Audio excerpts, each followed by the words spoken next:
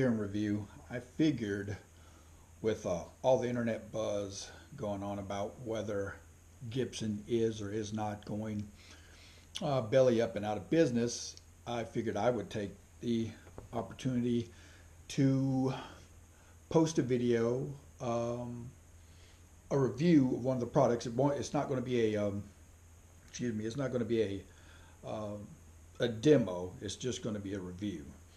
And kind of give my opinion on why I do or do not agree with whether it's a good or bad thing for Gibson to go out of business ago. I decided that I really wanted to get a gold top Les Paul. And unfortunately I'm left-handed, so as those types of things go, I didn't have a lot of options out there. And I actually wanted a Gibson Les Paul. I didn't want, for some reason at that time, I didn't want to get a single cutaway from somebody. It happened on a 2018 Les Paul Tribute with the satin finish and a gold top. It has a natural binding around the body, no binding on the neck.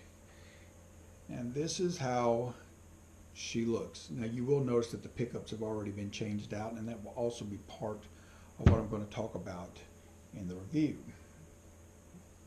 When I opened up the case, I was initially pretty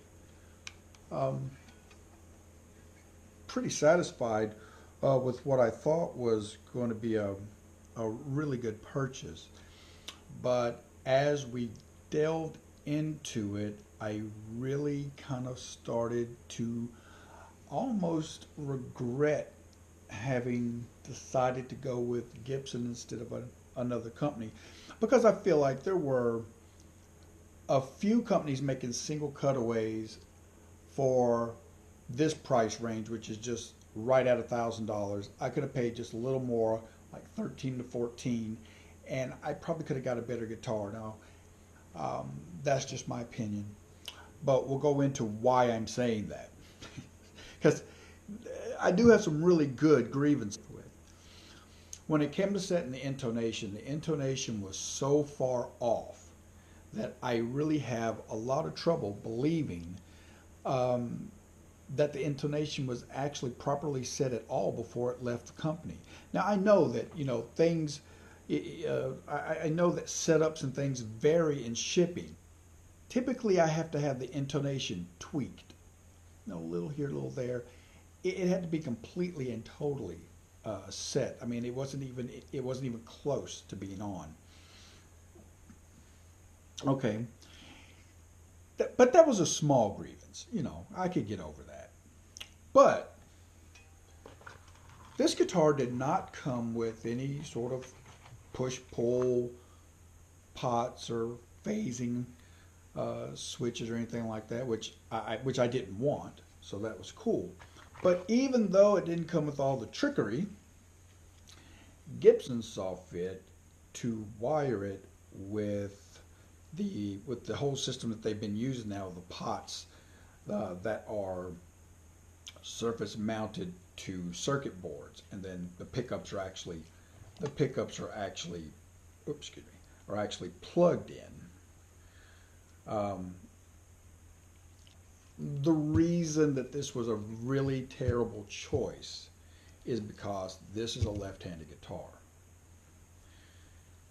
Historically, Gibson has always put or always wired the pickups in their left-handed guitars the exact same way that they wired the pickups in their right-handed guitars, which every other company on the planet has figured out makes the pots turn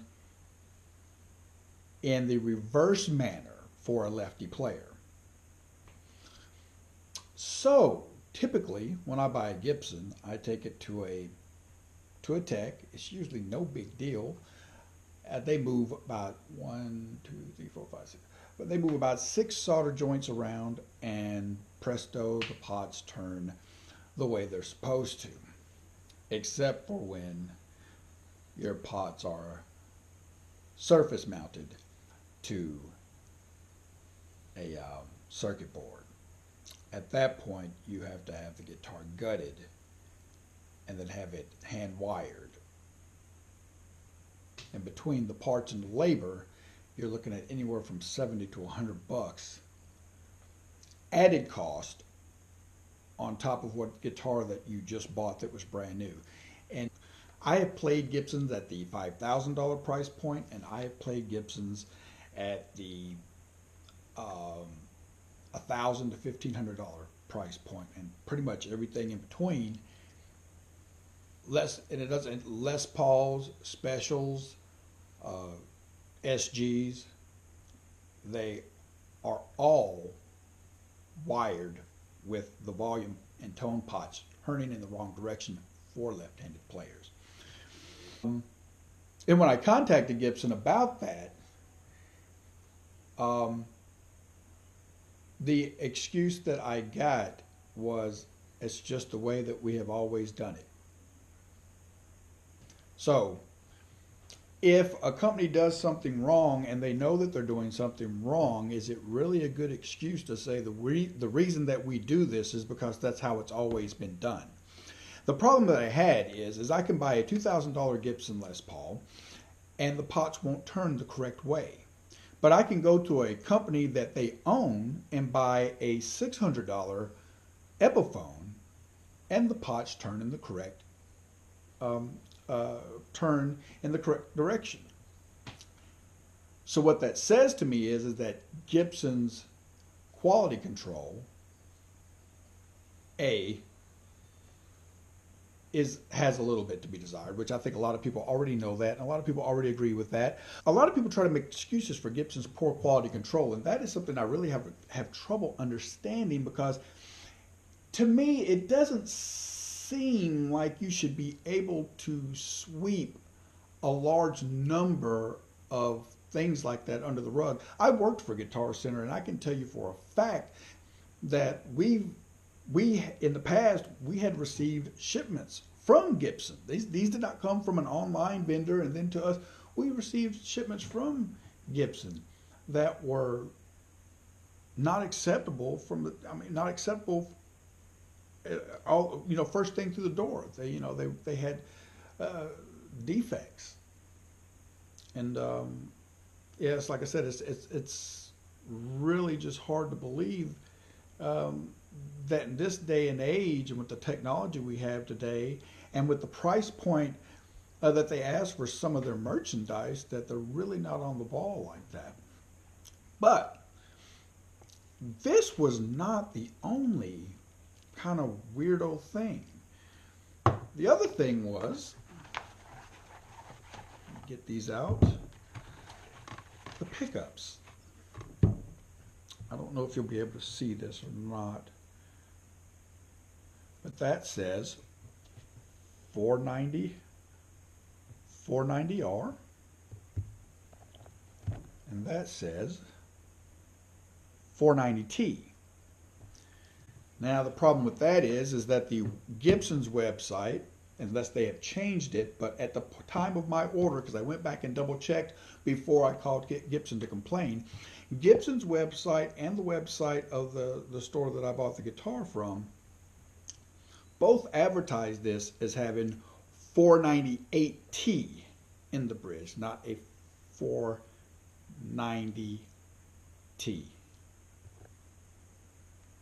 Oh, did I say that right? Yes, I said that right. They're supposed to have a 498T and not a 490, and that is someone might go, well, the big difference, 490, 498T. It's a completely different pickup. That would be like if I told you I was going to sell you a guitar with a super distortion in it, and it comes with a tone zone. The tone zone is a good pickup, but it's not the pickup that you bought it wanting to be in it. So then there was that. So once again, we're back to quality control. How did the wrong pickup get installed in the guitar? This pickup is not up to spec to what this website says this guitar is supposed to have. You just sold me a guitar advertised as having one piece of hardware in it, and it had a completely different piece in it. I don't know. I had a faulty tuning key. That's the next and last thing I'll have to do with this guitar is replace the tuning keys, because I've got one. I could just replace the one key, but I figured since I've already got to replace it, that might as well put the locking tuners on, because that's what I would prefer anyway. What else? But when I got it, I definitely had like the razor sharp fret dressing edges, so I had to take it to the tech and have him fix that. Now, and I installed a Seymour Duncan Onico 2 Pro Slash series pickups. And I mean, after all that, I'd have to say, I mean, it's a good playing guitar now. With the exception of still needing to handle the tuning keys, it's a relatively good guitar. But now the problem is how much work went into that guitar to make it good. Now, one thing I will show you that is cool is the case that they give you.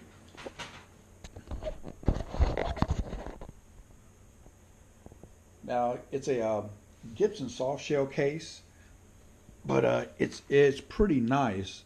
I mean, it's almost nicer than the case my Sir guitar came in. So, trying to think, is there anything else? The guitar ship, and there's another pet peeve of mine. The guitar ships with a picture of it on a bench. Supposedly the bench of the tech who's checking it out and checking everything off on the guitar. And I guess that's supposed to be your false sense of security when you purchase. But I find it ironic that you post a picture of the guitar being worked on, and you supply a list of everything that he checked off on, but yet you ship the guitar with the intonation not set, and you shipped it with the wrong pickups. Or not the wrong pickups, the wrong pickup in the bridge position. I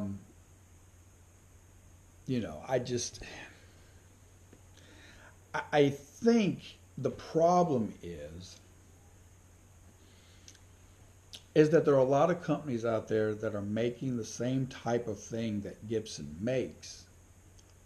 They're making it as good or better, and they're making it more consistently. There are great Gibsons out there. You can go to a music store right now, pull a great Gibson off the wall. But you could probably go on that same wall and go 3 guitars down and pull another Gibson of the same model down, and it's complete and utter crap. Now, I know that no 2 guitars are the same, but we're talking about the quality control of what leaves the factory. How often do you go into a store and find a Paul Reed Smith that's crap? You don't. That's the problem. You don't.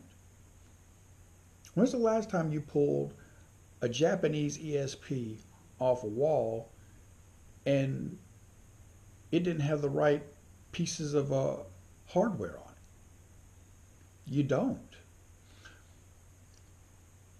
When is the last, this to all my left-handed guitar players, when's the last time you bought a guitar and immediately the first thing you had to do after you bought it was have the pots rewired so that it operated correctly? You don't. Gibson, I think you're in the position you're in right now kind of because you have put yourself in that position. You have rested on your past achievements, and you've been using that to carry you along. And as a result, you have kind of fall off. The only real supporters that you have right now are your diehard loyalists. But you're not making a lot of new fans. And you're losing some of your key endorsers. The guitar player from Mastodon was, recently quoted as saying Gibson doesn't care about its, um, endorsees. And and then you had Alex Skolnick in an interview talking about uh, the ESP guitars are just. He said ESP single cuts aren't necessarily better; they're just as good as Gibson, but they're more consistent. They're a very consistent company, and that is just something Gibson isn't. The only thing that Gibson is consistent with is the mistake of putting normal wired pots in left-handed instruments. I think it's atrocious that you would ask me to pay, because my dream guitar is uh, a Gibson Les Paul Custom black with gold hardware. I'll never own one because I refuse to pay $3,500 for a guitar that I have to have rewired after I buy it, because that doesn't make any sense. At that price point, it doesn't make any sense. Now, right-handed players probably won't. Some won't understand the rant, and some won't think it's all that important. But the next time you go to do a volume swell, instead of plucking the string,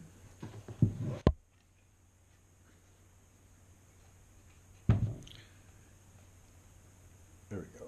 Instead of plucking the string and pulling up, which is what you do, you pluck and pull, and then you should turn it off like this.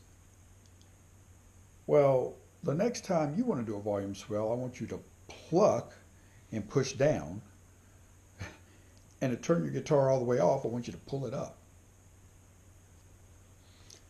Seems foreign, huh? Well, that's what it's like going from every other guitar I play to playing a Gibson a left-handed Gibson off the shelf. And it really doesn't make sense that they are actually, this is the sad part, as one of the premier guitar manufacturers in America, they are the only guitar company that currently does not wire the pots for left-handed players in the correct fashion. That's sad. You currently have $200 guitars technically outperforming you because they work. A guitar is a tool. If a tool doesn't work, it's no good. Satin. I think it's one of those things where I have to say I think for the most part, 'cause it's a beautiful piece of wood. I mean, it is. You know, look at the mahogany back and everything. It is a beautiful piece of wood, and it's a nice gold top, and it's got a cool satin finish. And if you don't mind throwing a couple of bucks at it, it's not bad. I mean, this guitar is a performer now. I would put it up against most Les Pauls, but I mean, it's had some work done to it. But even with that being said, with the work I had done to it, it still topped out cheaper um, than a Les Paul standard. So I can't complain too much. It sounds just as good, and I'm still clocking in at probably, even with the money I invested, probably half of the cost of one. So anyway, this has been Gillen H2O. No, I've been Gillen H2O. This has been Gear and Review. And this has been the Les Paul Tribute Go Top.